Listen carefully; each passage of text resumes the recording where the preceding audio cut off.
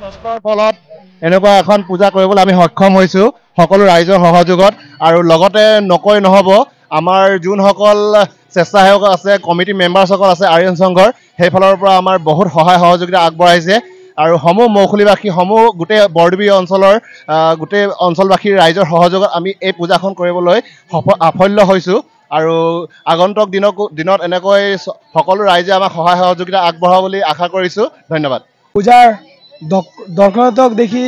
আপুনি গম পাইছেই যে পূজা আমি কেনেকৈ কৰিছোঁ আৰু আগন্তুক বছৰ আৰু ভালকৈ পূজা পাতিম এইটো আশা ৰাখিছোঁ ৰাইজৰ ছাপোৰ্ট আমাৰ আৰু বেছিকৈ লাগে যেনে আমি আৰু ভালকৈ পূজা পাতিব পাৰোঁ বহুত বহুত মানে বহুত ভাল আমাৰ ইয়াত প্ৰথম বেলি কৰিছিল বহুত ভাল লাগিছে বহুত আনন্দিত বহুত মানে বহুতেই ভাল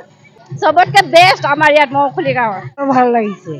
এনেকুৱা পূজা মই আজিলৈকে দেখি পোৱা নাই মই এইকাৰণে শিলচৰৰ পৰা গুচি আহিলোঁ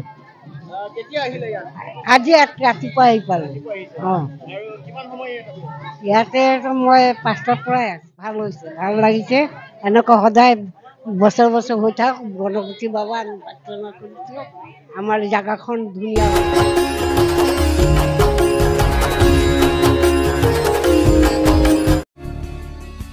B+NE